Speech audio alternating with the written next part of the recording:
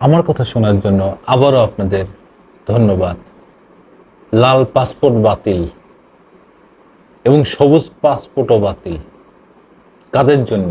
শেখ হাসিনার যারা অনুচর, যারা দালাল, যারা বিভিন্ন সরকারি উচ্চ পর্যায়ে ছিলেন, যেমন মন্ত্রী, সচিব, এমপি, বিভিন্নভাবে যারা ছিলেন, তারা যারা পালিয়ে বেড়াচ্ছেন এবং কিছু পালিয়ে গেছেন, তাদের ভিতর থেকে 589 জনের পাসপোর্ট বাতিল করা হয়েছে। বিশেষ করে লাল পাসপোর্ট, এগুলো বাতিল করা হয়েছে।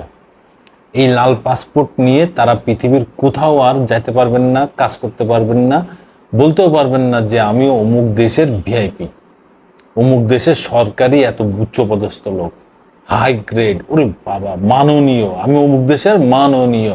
ভাইরে ভাই, এই মাননীয় বলতে বলতে সবার মুখে সাদা বাদা হয়ে গেছে। সেই মাননীয়দের এখন লাল পাসপোর্ট বাতিল, এবং শেখ হাসিনারও লাল পাসপোর্ট বাতিল। উনি ওই পাসপোর্ট নিয়ে পাশের দেশে পালিয়ে আছেন। সেটা হয় 45 দিন টাইম থাকে বাতিল হওয়ার, হয়তো 10-15 দিন টাইম আছে। তারপরে তার পাসপোর্টের মেয়াদ শেষ, বাতিল হওয়ার মেয়াদ শেষ। তারপরে কি করবেন না করবেন উনি ভালো জানেন। এখন ইত্তেফাকে যে বিষয়, এই বিষয়ে একটা কথা লেখা হয়েছে, নিউজ হয়েছে, একটু পড়ে শোনাই। শেখ হাসিনা সরকারের সাবেক মন্ত্রী, এমপি ও তাদের পরিবারের সদস্যদের নামে ইস্যু করা বিশেষ প্রাধিকারভুক্ত লাল পাসপোর্ট বাতিল এবং সংরক্ষিত ব্যক্তিগত তথ্য ডাটা জব্দ করা হয়েছে। নেও ঠেলা, এবার তো আরো বিপদে পড়ে গেল। এই ব্যক্তিরা 16 বছর না 15 বছর, এই দীর্ঘ 15 বছর রাম রাজত্ব করে আছে, অথচ এই দেশের মালিক এই জনগণ। সেটারে ধামাচাপা দিয়ে পায়ে ডলে পায়ে পিষে তারা মালিক হয়ে বসে আছে। এছাড়া বাতিল পাসপোর্ট ব্যবহার করে তারা যাতে বাংলাদেশ ত্যাগ বা তৃতীয় কোনো দেশ ভ্রমণ করতে না পারে সেই বিষয়ে কঠোর নজরদারির নির্দেশ দিয়েছে স্বরাষ্ট্র মন্ত্রণালয়। সাবেক মন্ত্রী, এমপি ও তাদের পরিবারের সদস্য মিলিয়ে এই পর্যন্ত 589 জনের পাসপোর্ট বাতিল করা হয়েছে। যুগান্তর প্রতিবেদনে এইসব তথ্য উঠে এসেছে। আর এটা বলছে, আমি যে নিউজটা করছি এটা হচ্ছে ইত্তেফাকের। সংশ্লিষ্টরা বলেছেন, এই পদক্ষেপের ফলে শেখ হাসিনা সহ ইতিমধ্যে যারা সীমান্ত অতিক্রম করতে সক্ষম হয়েছেন তাদের পক্ষে বিদেশের মাটিতে নির্বিঘ্নে চলাচল করা কঠিন হয়ে পড়বে।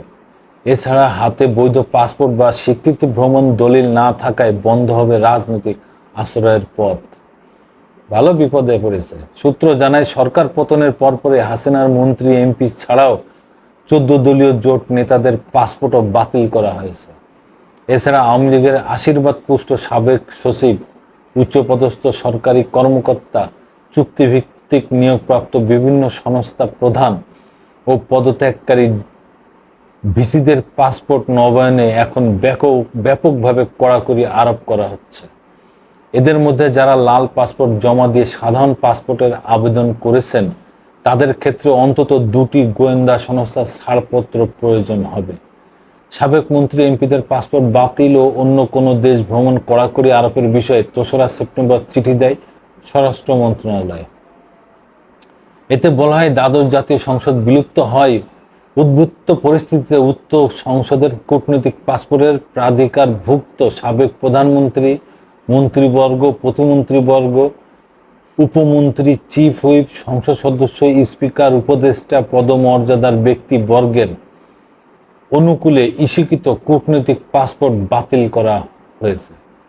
উক্ত বাতিল পাসপোর্ট ব্যবহার করে যাতে কেউ বাংলাদেশ হতে বিদেশ বা বিদেশ হতে তৃতীয় কোনো দেশ ভ্রমণ করতে না পারেন সেই লক্ষ্যে প্রয়োজনীয় ব্যবস্থা গ্রহণের জন্য নির্দেশক্রমে অনুরোধ করা হলো। তালিকায় যারা আছেন দেখা যাক। ইতিমধ্যে সাবেক মন্ত্রী, এমপি ও তাদের পরিবারের সদস্য মিলে 589 জনের পাসপোর্ট বাতিল করা হয়েছে। স্বরাষ্ট্র মন্ত্রণালয় থেকে 22 আগস্ট পাসপোর্ট অধিদপ্তরকে এই সংক্রান্ত নির্দেশনা দেওয়া হয়েছে।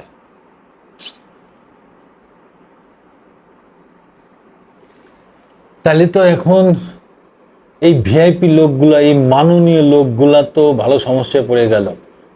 এই সমস্যা থেকে উত্তরণের উপায় কি? এই এইগুলো থেকে উত্তরণের উপায়, এই সমস্যা থেকে উত্তরণের উপায় সরকারের কাছে এসে নথি স্বীকার করা, সরকারের কাছে এসে ধরা দেয়া, যেন তারা এর উপযুক্ত ব্যবস্থা করতে পারেন। পালিয়ে থেকে এর কোনো ব্যবস্থা হবে না। পালিয়ে থেকে বরঞ্চ নিজের পরিবারের, দেশের, দলের সবার ক্ষতি করতেছেন। আপনারা যে পালিয়ে থেকে এইটুক প্রমাণ করেছেন, আপনারা মুখে এক, কাজে আর এক। মুখে বলেন এক এক, কাজে করেছেন আর এক। এটুক প্রমাণ হয়ে গেছে। আপনাদের মতো মানে কি বলে, প্রতারক, দুর্নীতিবাজ, লুটপাটকারী। ভাই একটা কথা আমার একটু বলেন তো, কি অর্জন আছে আপনার, আপনাদের যারা লাল পাসপোর্ট নিয়ে বসে আছেন, যারা সরকারের ছিলেন? কোনো অর্জন নেই। ধন্যবাদ। আবার আসবো নতুন কোনো কথা নিয়ে, নতুন কোনো ঘটনা নিয়ে। আমি প্রিন্স।